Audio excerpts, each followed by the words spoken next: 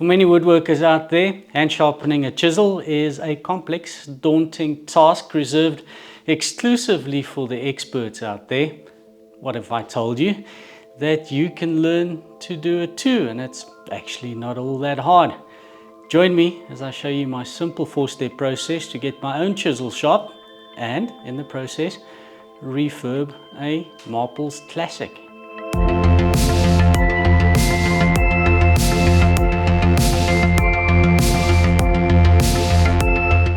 How's it? My name is Dylan and welcome to another edition of Ply Creations. Today we are looking at this guy. It's a Marples chisel, 10 millimeters or 3/8 of an inch wide, that was handed down to my brother-in-law after my father-in-law passed away. We used it over this past festive season at his holiday home, and he's asked me to resharpen it for him. It's in a bit of a state. The cutting edge is in a bad state and it's never been flattened, so I'll fix it up for him. Also, I've been itching to show you my Frankenstein sharpening system. The reason I call it my Frankenstein sharpening system is I use a mix and match of diamond stones, and I've been wanting to show you how I use it to sharpen my blades. On my channel, I have used the rider sharpening station before. I'm leaving a link in the description as well as on the screen. You can go and check that out. But the Frankenstein system is my daily drive, so to speak, and I use it on a daily basis. I'm also leaving you a barcode on the screen now that you can scan, and if you follow that link and sign up, you get access to my free download library, and there you'll find a copy of my simple 4-step process of setting up and sharpening my blades. So you can go there, download it, print it out, and follow along in the video. The first step in this process is to reset the primary bevel. Now, I usually go for around about 25 degrees, and it's really important to add this. It doesn't need to be exactly 25 degrees. Half a degree either side is good enough. What is more important when sharpening or hand sharpening your own tools is consistency and repeatability, and that is quite important. Now, if you follow along with the 4-step process, you'll see that I usually flatten my blades first and then I reset the primary bevel. This time I'm going to go a little bit the other way around, and I'm resetting the primary bevel before I flatten. And the reason for that is at the very cutting edge, it seems to be rounded, which means I'm going to be spending a lot of time to get that out when flattening the blade. By shaping the primary bevel first, I'm effectively moving the cutting edge back so that I don't spend as much time flattening the back of the blade, or at least that's the theory. I've got my bench grinder set up to give me a 25-degree angle. I use the marker trick. I'm also working on a video where I'll show you how to do that in more detail, but I'm set up to give me a 25-degree angle, and I'll see you over at the bench grinder. So I'm at the grinder and set up to shape the primary bevel. Two things I'd like to add. One is I've got water close at hand so that I don't overheat the blade. It's an older tool still, so I think it's safe to cool it by using water. And the second thing is, as I'm going along, you'll see me use a protractor like this one here, just to check my progress and make sure that I am still hitting ballpark what I am aiming for. So next thing to do is form the primary bevel.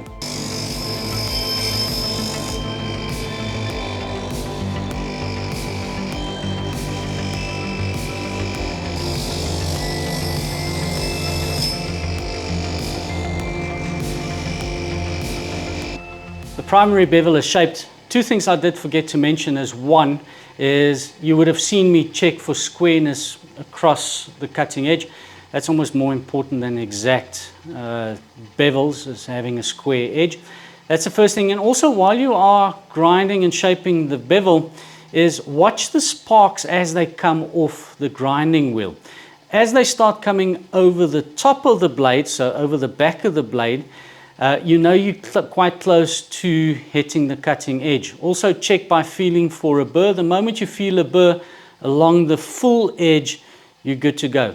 Really important that as soon as the sparks start going over the back of the blade, that you keep cooling the blade, because that means the metal that you are grinding away is getting less and less and less, and it becomes really easy to burn the edge.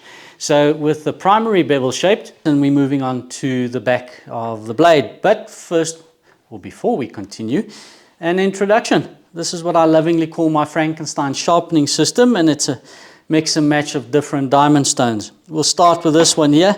That is my extra, I think it's extra coarse DMT stone. From there we move on to my coarse Easy Lap stone. Next one is Easy Lap as well. It's a double-sided fine 600 grit on the one side, 400 grit on the other side. I like to have the 600 grit between these two grits when I sharpen my blades. And then finally I have my extra fine DMT stone as well. I've finished that off with my DIY strop. I'm leaving a link in the description and on the screen to a video where I made this and I showed you how to do it. And I also did a video where I showed you how to use a strop. So go and check those out when you have an opportunity. Now, generally, it's very important to note that, well, at least in my case, is I don't need, or generally find that I don't need to flatten all of the blade or the back of the blade all the way to the handle. As long as I flatten the first few millimeters behind the cutting edge, I'm happy, and that seems to work for me. And you'll see how far I push the tool onto the stone when I work the back. We'll be starting with the coarse stone, and the reason I'm not starting with the extra coarse stone is I'd like to, on new tools especially, is use the coarse stone, see where I'm removing metal, and then decide if I need to remove a lot of metal, and therefore I then can go over to the extra coarse or extra coarse stone. Now, it's really important that you polish the back of the blade to the same grit that you will be using to finish off or sharpen the secondary edge. And the reason why you want to do that is if you have scratches on the bottom or the back of your blade, those may extend all the way to the cutting edge. And when you sharpen your blade, you may have very small, even microscopic serrations, which could affect how clean your cut is. So work through the grit and remove the scratch pattern from the previous grit. If I start on the extra coarse stone, and I didn't need to, I have very deep, or a very deep scratch pattern that I need to spend more time removing as I go along. Of course, always have my window wash liquid available as a lubrication and to remove the swarf. So we'll be starting on the coarse stone. Like to place the coarse stone over the edge so that I have the handle of the tool free from the top of my workbench.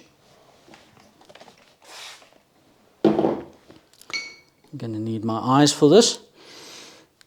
I place pressure with my left hand onto the blade to keep the blade flat on the stone, and my right hand now becomes my motor. It's important that I don't either push down or lift up with this hand so that my tool is not flat. Also, when I approach my stones, I like to have the cutting edge high and bring that down. If I approach the stone from this side, I risk damaging my cutting edge. So let's see where we are.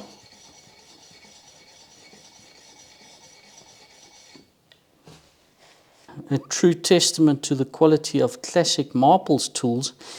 This blade is practically flat. So I've got a scratch pattern on this stone all the way to the cutting edge. It's anybody who has sharpened or spent any time sharpening tools by hand and flattening tools will know it isn't usually this quick. So moving on to the fine.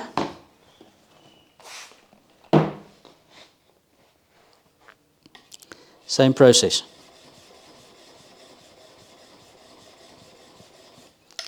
Continue until we've removed the scratch pattern from the coarse stone. Did forget to mention, you'll see how far I place the tool onto the stone. Again, I find that I don't need to flatten the back of the blade. Ready to go over to the fine stone. Nice and shiny. And then we move over to the strop. Now again, in the life of the tool, you wouldn't need to do this very often. Usually it's a once-off. and you don't need to do it again. I'm also feeling for a burr on the primary bevel, and I can feel a burr, which tells me I am flattening the bottom of the blade all the way to the cutting edge, and I'm now rolling over at the cutting edge, and I can feel the burr. So we are there. Just for the final polish.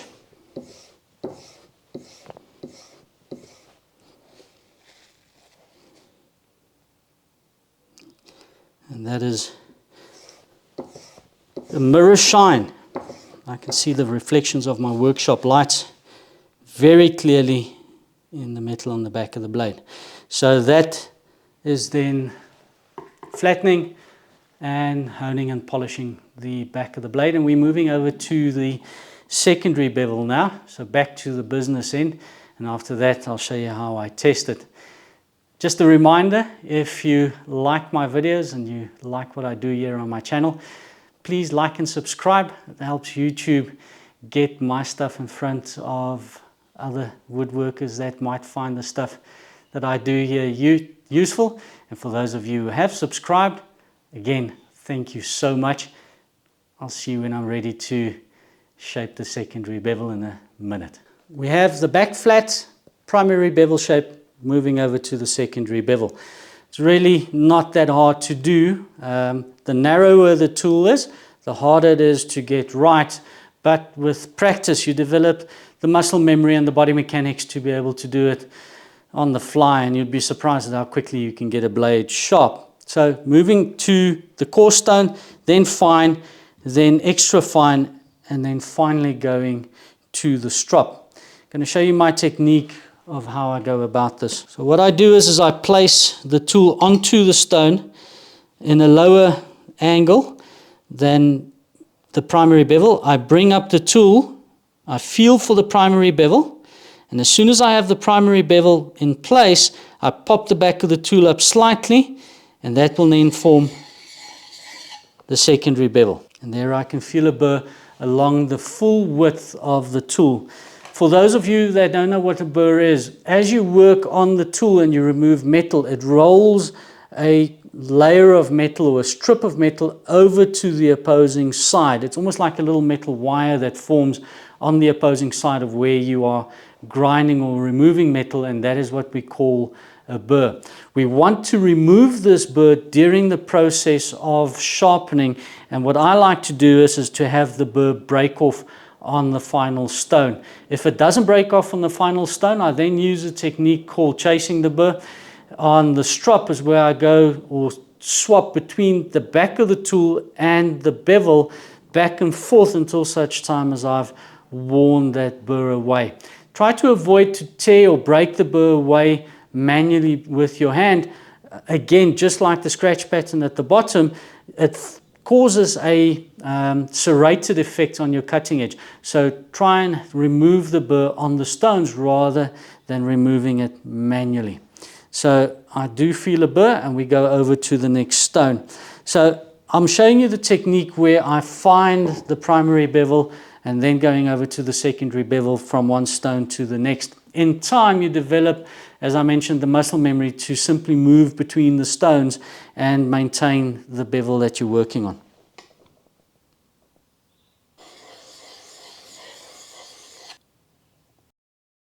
Burr is still in place.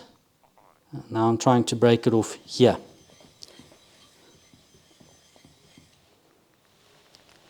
The burr is still there, so I'm going over to the strop, starting with the back of the blade.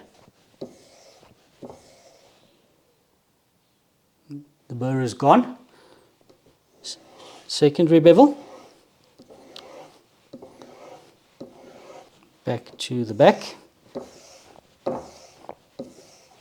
Just checking if I can feel any burrs. None. So final polish.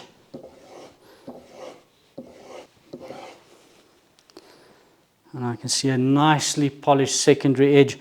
On the strop, on the final polish, I do about 15-20 strokes. I did a video, as I mentioned earlier. You'll find the link in the description where I show you how exactly I use the strop. So go there, go and have a look at that. And there you might find that helpful. So next step for us is to test the edge. And hopefully we will be finished. So quickly going to set up for the test, and I'll see you back for that.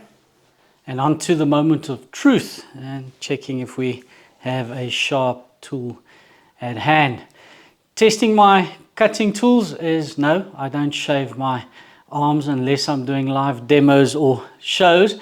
I test all my cutting tools on sections or waist sections of pine, and the reason why I like using pine is softer woods are less forgiving of less sharp or dull tools. So if you can slice a soft species relatively cleanly, you know that your tool is sharp. So that's why I like using pine.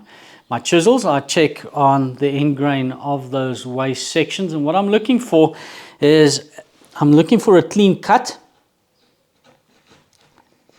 which I'm happy that is giving me. And also I'm looking at the surface, and you may not clearly see this, but on the surface I'm looking for a bit of a sheen. That tells me that the fibers were cleanly cut. If you have a dull finish, that means fibers were likely more broken than they were cut.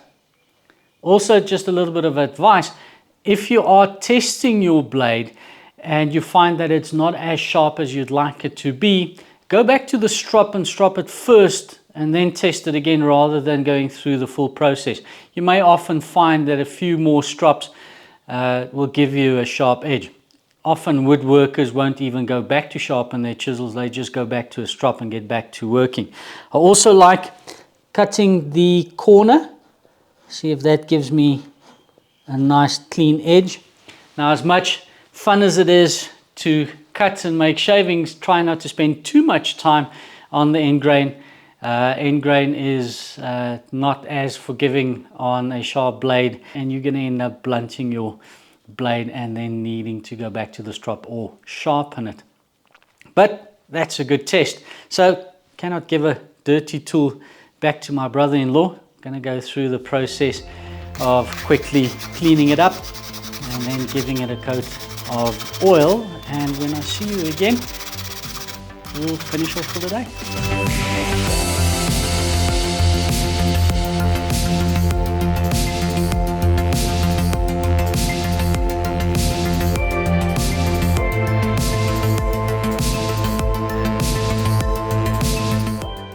There you have it, sharp, cleaned up and ready to go back to its owner with a warning attached. It is sharp, so when you do clean up, be careful of that cutting edge. That brings us to the end of another edition of Ply Creations. I'm again leaving the barcode on the screen so you can scan the link, sign up and get access to the 4-step infographic to prepare, sharpen and prepare your own blades. Go over there, download the document, and there are other documents that you can have a look at there as well. But as always, at the end of another edition of Ply Creations, thank you for joining me. Careful of those sharp edges, be safe in your workshop, and until I see you again next time, have a good one. Cheers.